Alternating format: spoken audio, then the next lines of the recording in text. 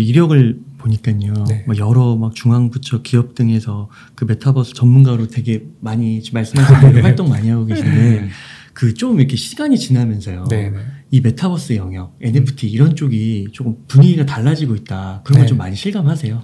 정말 뭐 실감하고 있죠. 피부로 막 와닿고 있습니다. 그러니까 작년까지만 해도 가장 큰 관심사는 뭐였냐면은 도대체 메타버스가 뭐냐라는 거였습니다. 이 그냥 기본적인 개념에 대해서 너무나 궁금했고 호기심이 많고 몇 가지 사례들로 인해서 특히 우리가 알고 있는 대부분의 이제 몇 가지 사례들이 있거든요. 이렇게 제페토와 로블록스와 이 몇 가지 사례들로 이제 설명이 되는 누군 또 돈도 번다더라 이러면서 막.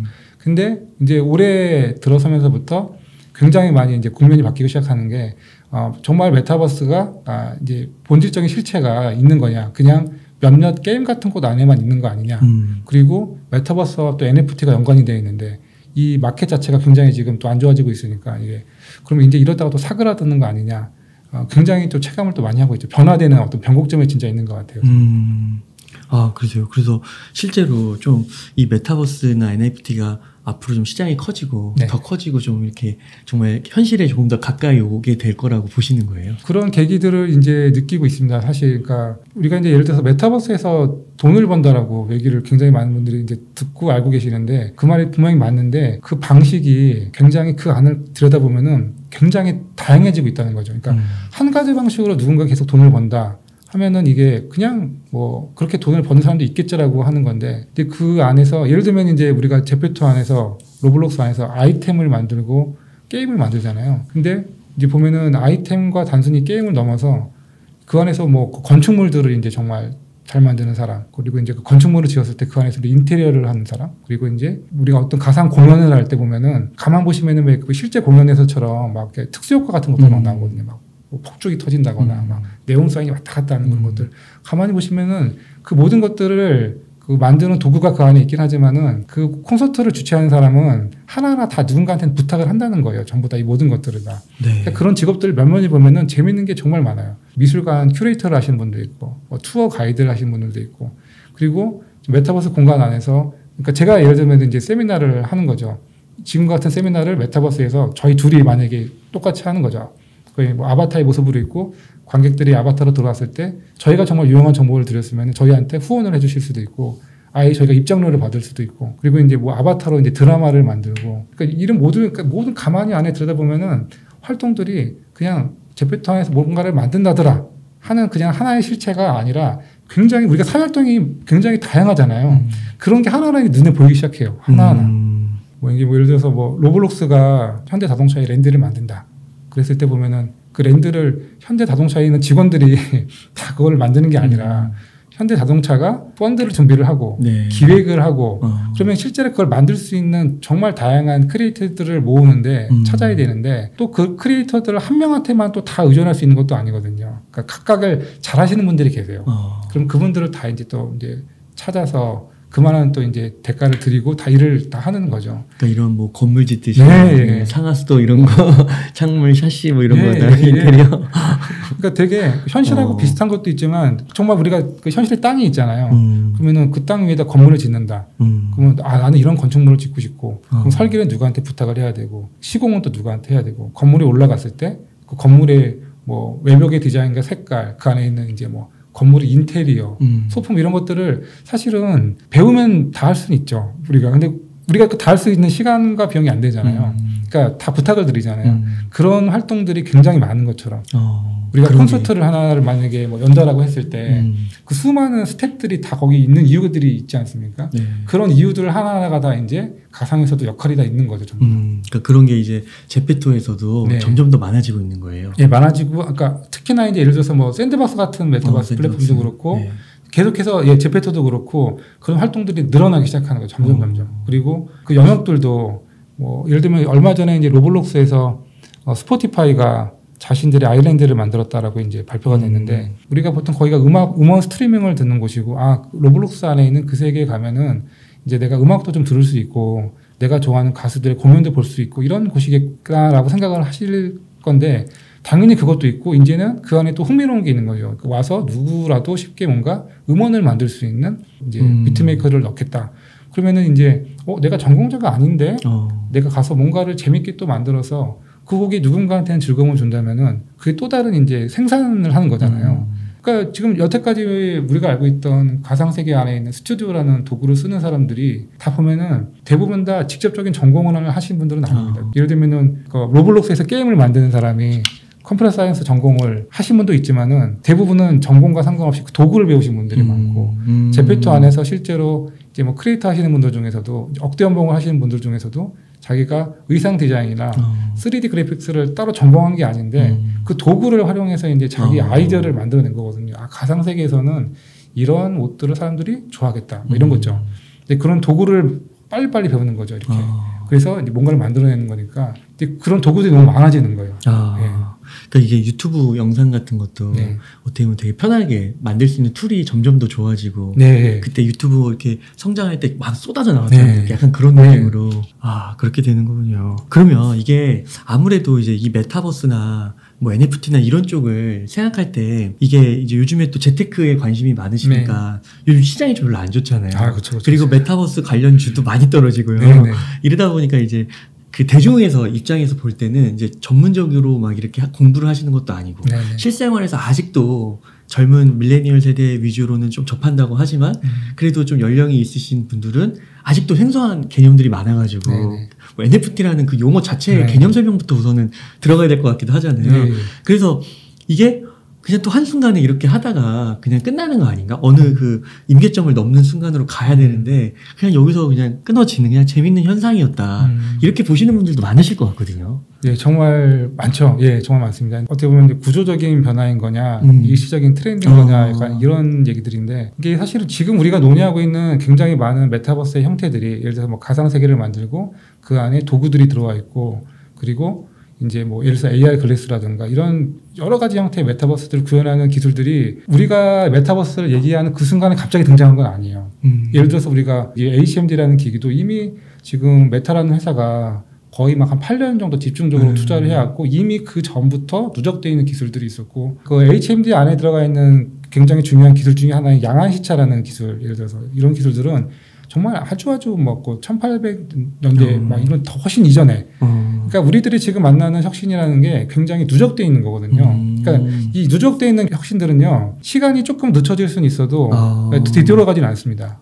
예를 들면 그런 거거든요. 우리가 인공지능이라는 기술도 우리가 인공지능에 정말 아무런 관심이 없다가 근데 그 긴 시간 동안에 누군가는 끊임없이 축적되어 왔던 기술이었는데 특이한 일들이 생기죠. 특이점이 많습니다. 갑자기 바둑을 이겨버리니까 사람들이 깜짝 놀라잖아요.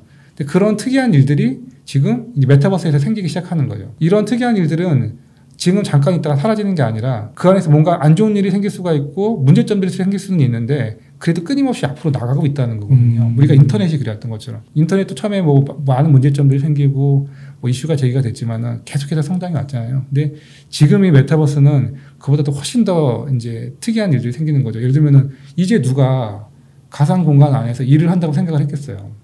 우리는 여태까지 일은 대부분 다 현실에서 하고 가상은 보조적으로 우리를 도와주는 곳이었는데 이제 직방이라는 회사가 직원이 350명인데 전부 다 메타버스 근무를 한다는 거죠. 전 직원들이 다 100% 가상 근무를 하는 거죠. 그러니까 작년 초까지만 해도 그분들은 강남역 사거리의 GT타워에서 다 출근했습니다. 임대료를 내고서 월 몇 천만 원씩 아시잖아요.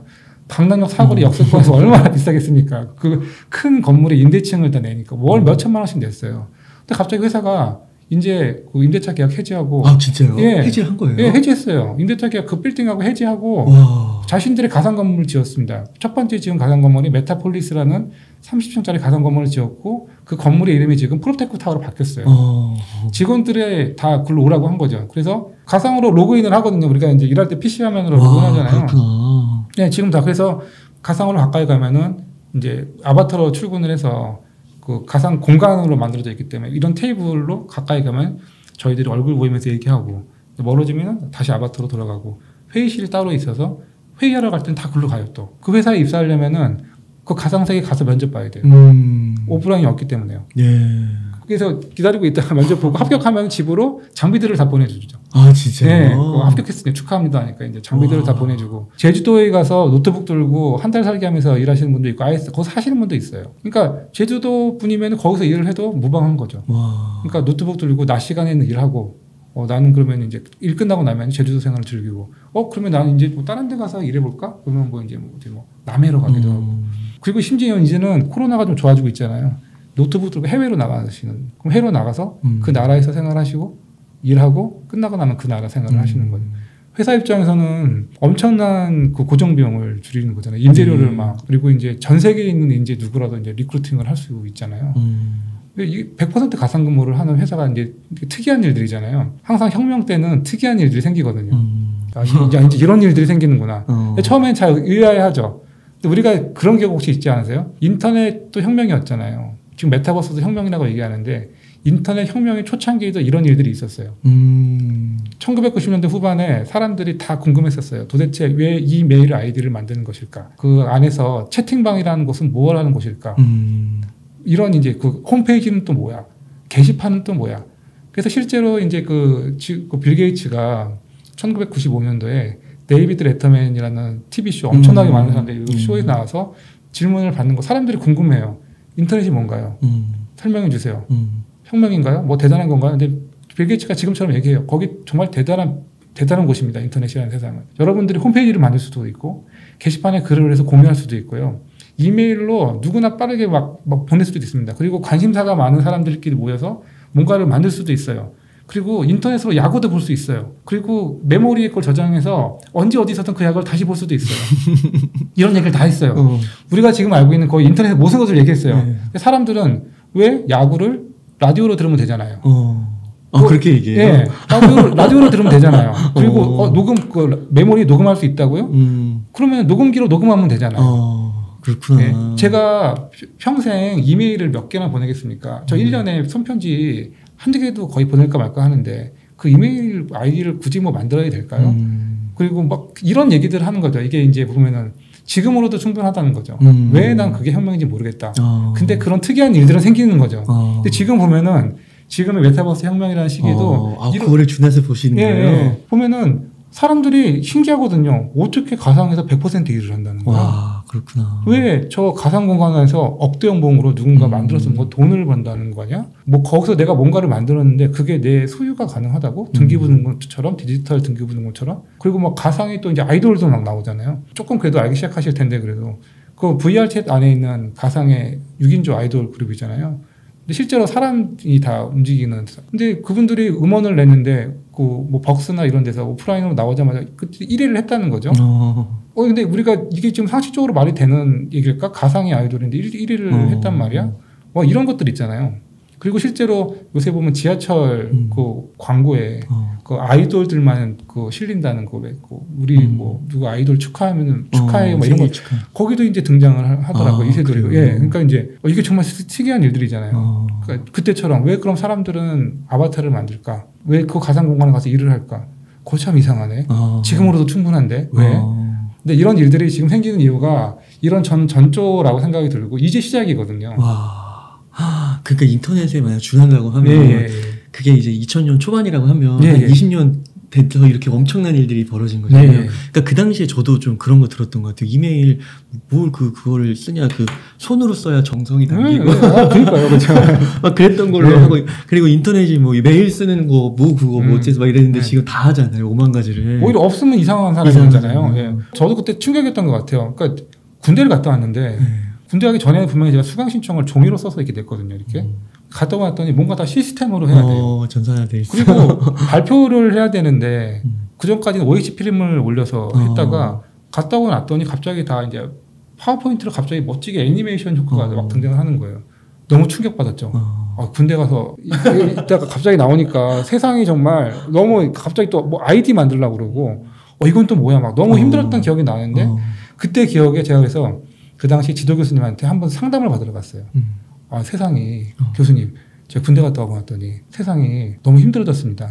그 교수님은 무슨 소리야? 세상이 너무 편해졌는데 왜 너만 힘들어하니? 그러니까 세상이 얼마나 편해졌는데 그러니까 이 변화를 저는 그동안 못 받아들이고 있던 사람이었고 이제 이 변화 안에 있던 사람들은 이게 너무 좋은 거죠. 사실은 편해졌고 근데 변화잖아요. 혁명이었고 근데 그런 게 시간이 지나면서 혁명이라는 20년이 넘는 시간을 쭉 오면서 우리는 체감을 못했어요. 매일매일 근데 그 시간 동안에 누군가 매일매일 새로운 것들을 만들어냈어요.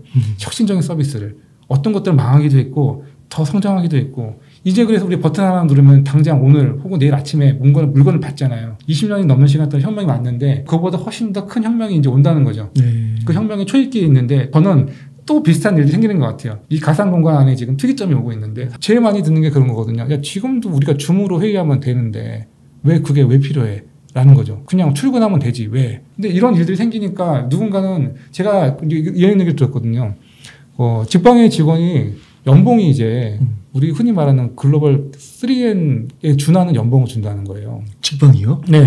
그렇게 많아요? 예. 그러니까 직원이 350명의 기업이면 대부분 이제 규모가 작으면은 일반적으로 연봉을 많이 주기가 좀 어려운 구도가 많이 있잖아요. 근데 이런 것들이 가능하기 때문에 역할을 했기 때문에라고 생각이 들거든요. 이 건물이 고정 비용이 없어지고 굉장히 플렉서블하게 뭔가 이제 처리가 되고 일을 하게 되고 하다 보니 이제 유연성이 더 생기는 거잖아요. 그러니까 100%는 아니겠지만 중요한 역할을 했을 거라고 생각이 들어요. 그리고 그 MZ세대들이 면접을 보면 그렇게 좋아한다는 거예요.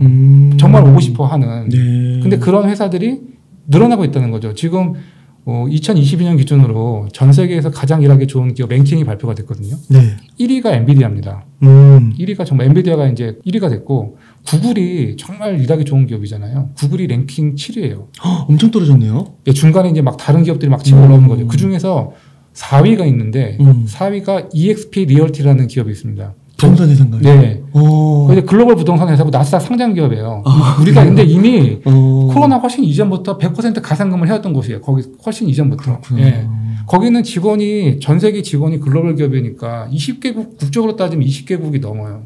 근데 이분들이 일하는 사람들이나 만나는 에이전트들도 보면은 한 7만 명, 10만 명 돼요. 그 사람들이 거기서 지금 일을 하고 있는 거거든요. 그 본사의 물리적인 건물이 없이. 와, 그렇구나.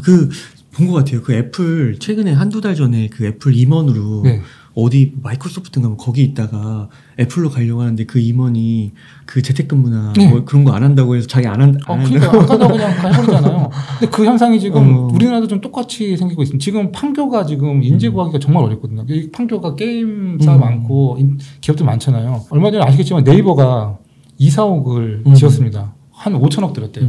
엄청나게 멋진 건물을 지었고 막 로봇도 돌아다니고 이제 이 쾌적하고 멋진 공간에서 일을 하려고 이제 직원들한테 얘기를 해서 나오라고 하는데 그 전에 설문조사를 했거든요. 설문조사 결과가 코로나 이전처럼 주 5일 오프라인 근무를 원하는 사람은 2%밖에 안 돼요. 진짜요? 예, 2%. 와. 그러면 직원들은 어떤 근무를 원하시나요? 물어봤더니 기본적으로 나는 가상에서 일을 하고 필요한 경우에만 오프라인을 나오고 싶다가 52%예요. 와. 그리고 나머지는 전부 다 난 그냥 가상에서 일을 하고 싶다.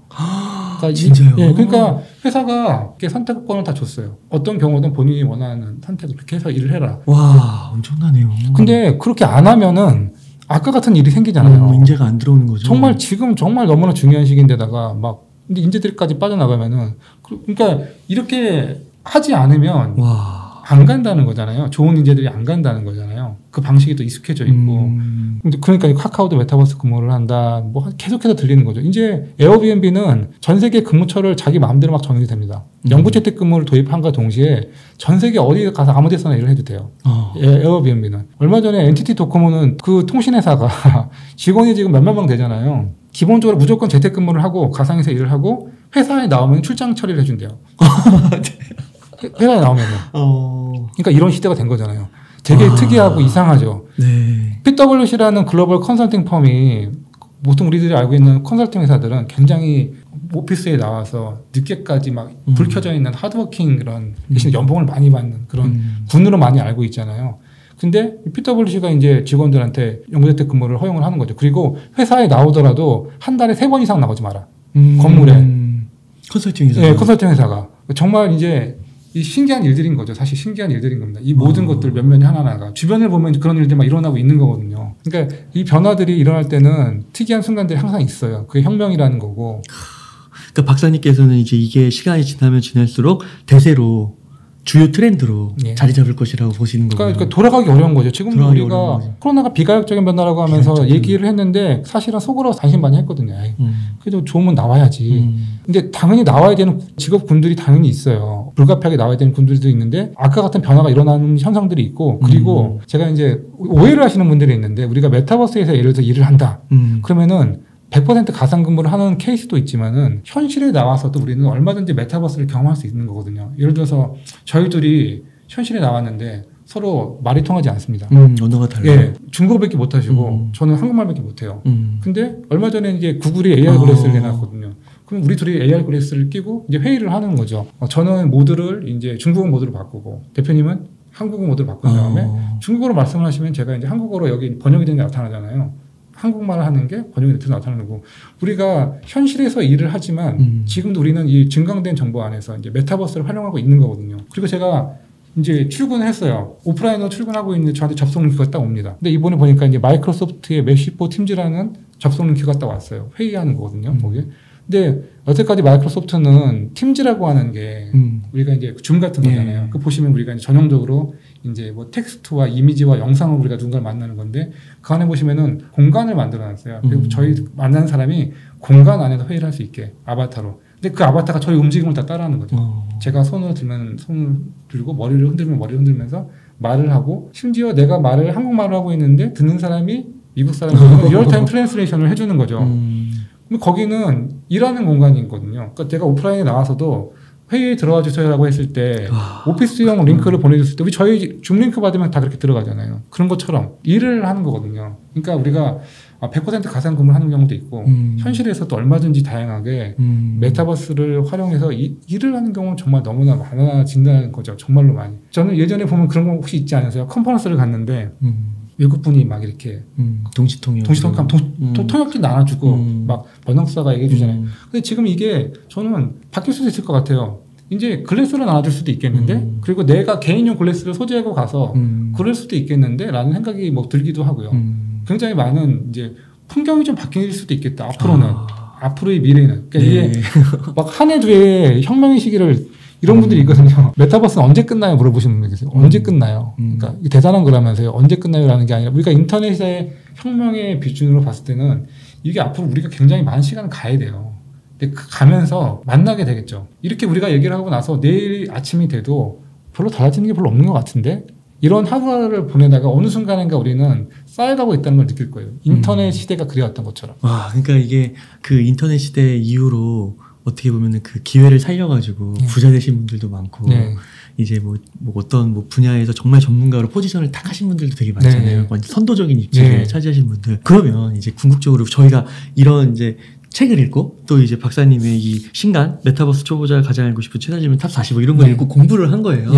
그러면은 어떻게 하면 좀 이 시대에 부응하면서 뭐 가깝게는 뭐 경제적인 거, 사회적인 거 이런 좀 포지션을 향상시킬 수 있을까? 저는 가장 먼저, 그러니까 제가 잠깐 말씀드린 게 작년에 화두는 메타버스가 무엇인가와 그런 메타버스가 뭔지 이야기 위해서 잠깐 제페토나 이프랜드를 한번 들어가 보세요라는 게 작년까지의 어떤 경험이었다면 이제는 우리가 이제 가상 공간 안에서 내가 무엇을 만들 수 있는지에 대한 도구를 이제 다양하게 알아야 되는 도구를 거죠. 배워야 되는 거예요. 그러니까 우리가 마치 그런 거죠 있잖아요. 한글 편집기를 100사람에게 나눠줬습니다. 100사람에게.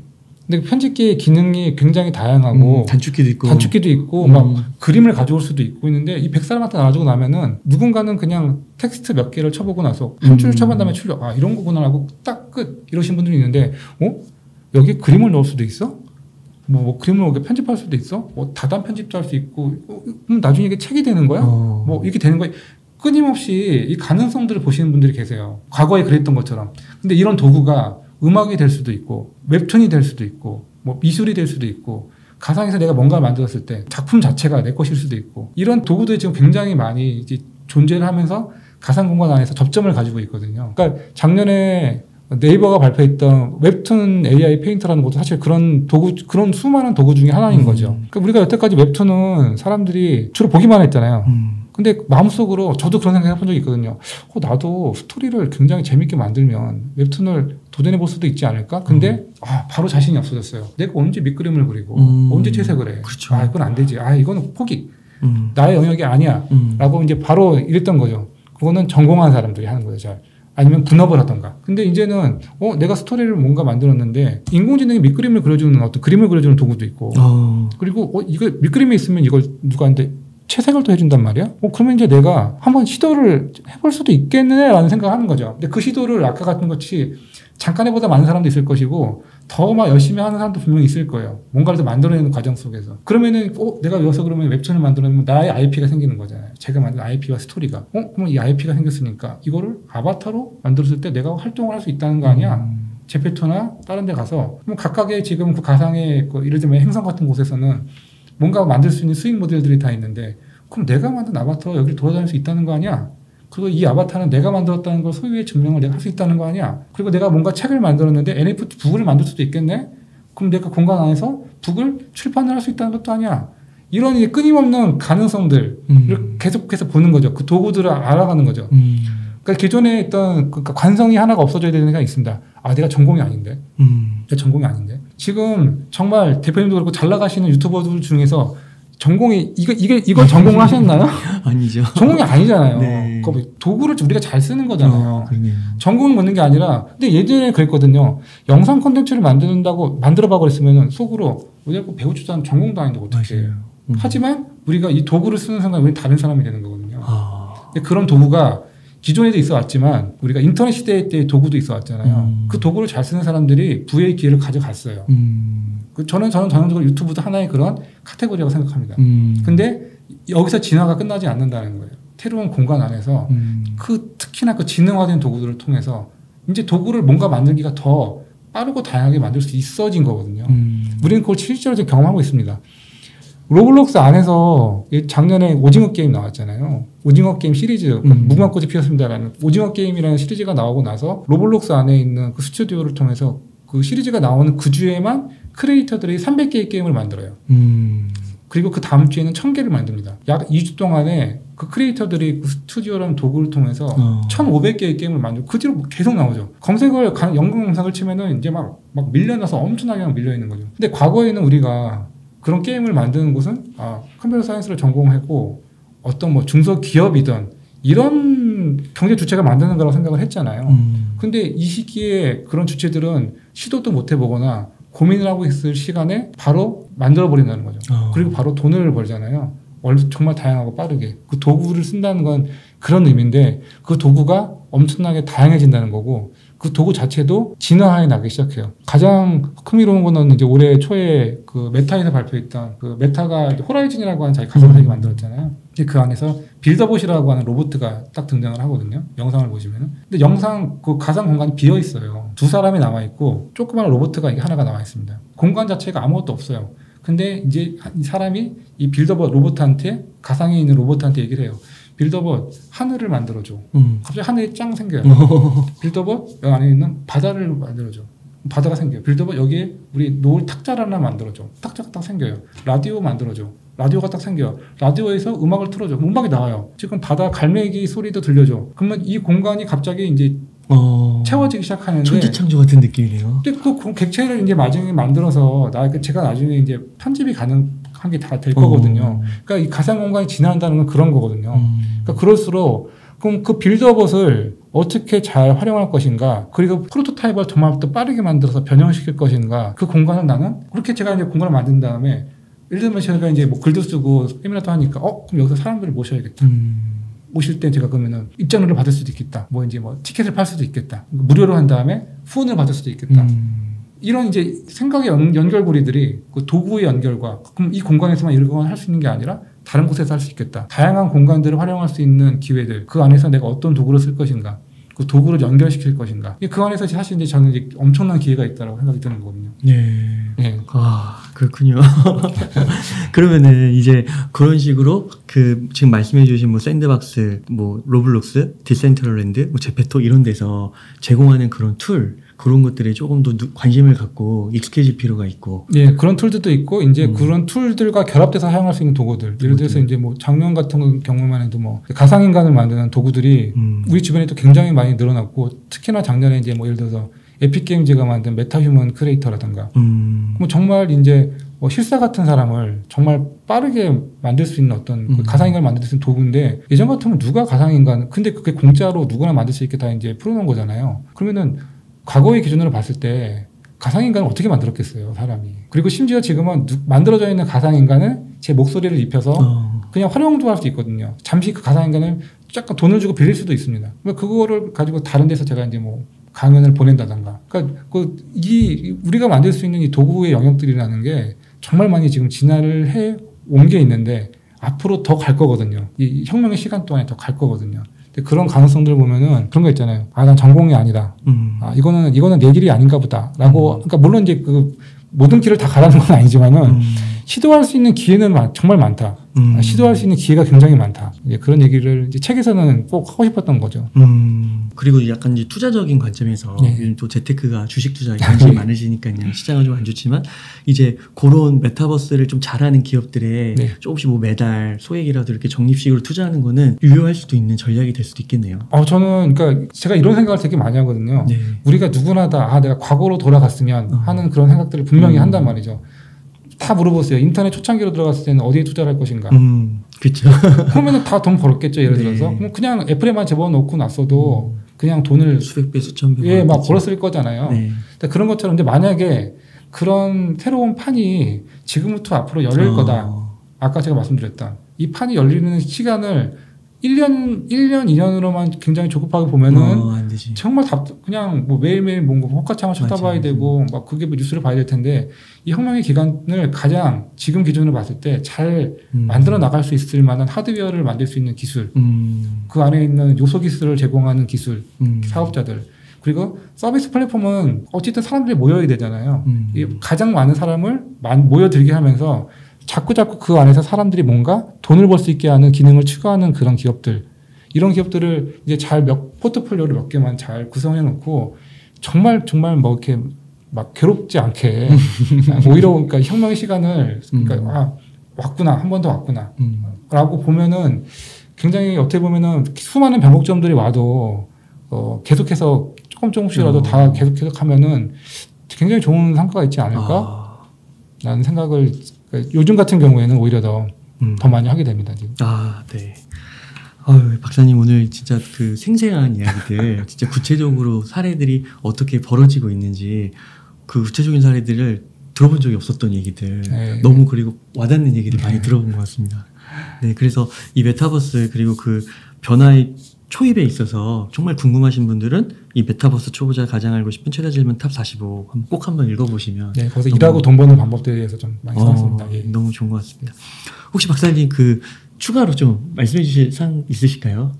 뭐 비슷한 네. 얘기인데요. 네. 그러니까 이제 이 어떤 변화를 그러니까 좀 가깝게도 보고, 그러니까 가까운 일들도 보고 멀리 있는 일들도. 왜냐면 이제 제가 많이 처음에 작가닉으로 돌아가면은 너무 소설 같다, 너무 멀리 있는 미래 같다. 네, 그런 미래에서 오고 있는 게 있습니다. 네. 그런 미래, 우리에게 차근차근 오고 있는 미래가 있고, 지금 우리 주변을 당장 제가 오늘 설명드리는 일들은 지금 다 일어나고 있는 우리 주변의 일들이에요. 그러니까 가까운 것도 한번 보시고 좀 멀리 있는 것도 같이 보시면서 이 변화를 좀 크게 한번 좀 보셨으면 좋겠다. 그리고 너무 부분적인 걸로 전체 메타버스를 이해하지 않으셨으면 좋겠다. 제가 제일 많이 드는 경우가 뭐냐면요. 특히나 이제 30대 이상 메타버스가 너무 궁금하다가 막 오셨어요. 그래서 알려드린 다음에 나중에 박사님 가서 세미나 듣고 있을 때는 너무 재밌었는데 제가 제페토나 이런 거 이프렌드 해봤더니 저랑은 안 맞는 것 같아요. 저랑은 안 맞는 것 같아요. 여기서 대부분 끝이 나시거든요. 근데 그것도 중요한 메타버스의 한 세상인데 그게 전부는 아니라는 거죠. 굉장히 많은 세상이 있고 굉장히 다양한 세상이 있는데 좀 많은 것들을 보셨으면 좋겠어요. 그러니까 우리가 인터넷으로 따지면 저한테 맞는 웹사이트도 있고 아닌 웹사이트도 있는 거죠. 예를 들면은 그런 것처럼 더 많은 경험들 하시면은 내가 조금 더 재미있을 만한 것, 내가 조금 만들 수 있는 것, 흥미를 가질 수 있는 것이 지금 나타날 거거든요. 네. 그런 것들을 좀 같이 보셨으면 좋겠습니다. 네. 교수님 저 감자기 궁금한 게 하나 질문을 못 드려가지고. 그 요즘에 그 가상자산 하나, 암호자산 한번 얘기 좀 여쭤볼게요. 아무래도 이게 많이 떨어졌잖아요. 엄청 많이 떨어졌죠. 비트코인은 70%, 이더리움 80%. 이 메타버스 NFT하고 이 비트코인하고 이게 연관이 좀 있는 건가요? 당연히 연관성이 있죠. 그러니까 우리가 어떻게 보면은 그 메타버스라는 큰 어떻게 보면은 개념 안에 기술적으로 보면은 뭐 흔히 말하면 우리가 이제 블록체인 기반의 메타버스가 있고 그렇지 않은 메타버스가 있습니다. 아까 로블록스나 제페토나 이프랜드는 현재로서는 블록체인과는 이제 연관점들이 별로 없는 기술적으로는 그렇게 구현이 안 되어 있는 메타버스죠. 그 안에서 살면서 이제 돈을 버는 사람도 있는 거고. 근데 예를 들어서 이제 샌드박스나 디센트럴랜드나 이런 메타버스 세상에서는 블록체인 기반의 메타버스 세계 있고 이 안에서는 내가 만들어진 뭔가를 소유할 수 있고 NFT로 호환성을 가지면서 내가 뭐 다른 세계에서도 쓸 수 있게 연동성을 서로 합의가 된다면은 확장성을 가질 수 있는 세계인데 이 안에서의 메커니즘에서 굉장히 이제 NFT하고 이더리움이나 이제 코인이 다 연동성을 갖게 되기 때문에 이 접점들이 있는 거죠, 전부 다. 이쪽 메타버스에서 당연히 떨어질 수 없고 이 메타버스와 이쪽은 하나의 메타버스 세계로 또 이해하고 있고 또 블록체인이 없는 메타버스가 지금 블록체인에 있는 메타버스와 결합을 하거나 NFT를 도입하려고 대부분 또 노력을 하고 있기 때문에 당연히 관계가 있을 수밖에 당연히 없습니다. 그러면은 좀 직접적으로 네네. 비트코인하고 이더리움도 모아가도 될까요? 아, 모아가도 되나요? 조금씩. 뭐 저는 뭐 개인적으로는 너무 불편하시면 대답하셔야 됩니다. 아주 불편할 정도는 아닌데 네. 가능성은 저는 충분히 열어놓고 있는데 이제 포트폴리오를 만든다는 입장에서 보면은 그냥 이렇게 좀 저는 개인적으로 이렇게 생각하고 있습니다. 이 블록체인 아까 제가 말씀드렸던 메타버스 중에서 예를 들어서 블록체인이 있는 것과 없는 것을 나누고 이 전체 메타버스의 인프라를 충분히 오랫동안 공급할 수 있는 기업의 한 축을 좀 포트폴리오로 넣고 주식이 예를 들어서 포트폴리오를 짠다면은 그러니까 하나에 다 넣는 게 아니라 가장 메타버스라는 생태계가 혁명이라는 어떤 이제 아까 같은 변화가 올 거니까 여기 안에서 인프라를 가져갈 수 있는 영역들이 기업들이 일부 넣고 여기는 상대 부분 이 서비스보다는 조금 더 안정적이라고 보고 있거든요. 서비스 부분에서 이쪽 두 쪽에서 보면은 한쪽은 아까 같은 이제 그 뭐 예를 들어서 뭐 유니티라든가 아니면은 로블록스라든가 이런 생태계 쪽에 유망한 쪽에 ETF 같은 것도 괜찮고 조금 그리고 이쪽에서도 이제 아까 같이 말씀하신 이 비중을 적정 부분을 유지를 해나갈 것 같아요. 근데 지금 문제가 생기는 게 한쪽으로 너무 많은 곳에 기대를 하고 너무나 짧은 기간에 그것들을 가져가고 싶어하는 게 저는 이제 어떻게 보면은 저도 그런 생각을 당연히 할 수 있고 그럴 수 있는데 내가 만약에 이제 아까 같은 마인드셋을 한번 바꿔서 이 혁명의 시기 동안에 수익을 가져간다라고 마음을 먹었을 때는 이 전체 그림을 한번 보시고 이 와중에서 구성 요소들을 조금 더 보시고 이제 가져가시는 게 훨씬 더 이제 마음이 편하다는 거죠. 괴롭지 않고. 이게 지금 이런 상황에서 보면 얼마나 괴로우시겠어요, 사실. 맞아요. 그러니까 말씀하신 대로 그 비트코인이나 이더리움 이런 투자를 하시는 분들이 좀 힘들어 하시는 이유는 진짜 말씀하신 대로 이거를 1, 2년 안에 이 10년으로 봐야 되는 건데 이게 1, 2년 안에 이게 쇼부를 보려고 하니까 힘든 게 아닌가. 근데 이게 큰 틀에서 좀 장기적인 차원에서 인터넷도 한번 생각해보고 또 오늘 말씀해주신 그런 시간의 그런 거를 한번 생각해보면서 바라본다면 조금 더 투자적인 관점에서도 좀 결과가 좋지 않을까. 네, 감사합니다. 그러면은 박사님 오늘 한 요 정도에서 인터뷰 마무리해도 괜찮으신가요? 네. 이렇게 해서 메타버스 초보자가 가장 알고 싶은 최다 질문 탑 45에 이승환 박사님을 모시고 이야기를 나눠봤습니다. 긴 시간 동안 유익한 인사이트 많이 나눠주셔서 감사의 말씀드립니다. 오늘 고생 많으셨습니다. 네, 감사합니다.